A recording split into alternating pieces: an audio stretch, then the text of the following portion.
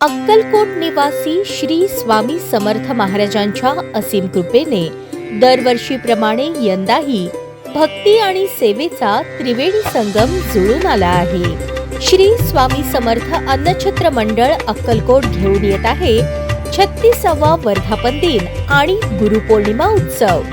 बुधवार दिनांक 29 जुलै रोजी सेवा कार्याची 35 वर्षे यशस्वीपणे पूर्ण करून हे मंडळ 36व्या वर्षात पदार्पण करत आहे।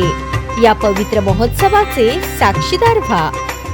प्रमुख आकर्षण आणि कार्यक्रम सकाळी 7 ते 9 श्री स्वामी समर्थ चरित्राचे पारायण, सकाळी 9 ते 10 महापूजा आणि नामस्मरण, दुपारी 10:30 ते 4 सर्व स्वामी भक्तांसाठी महाप्रसाद, सायंकाळी 6 वाजता भव्य आणि नयनरम्य पालखी व रथ मिरवणूक सोहळा।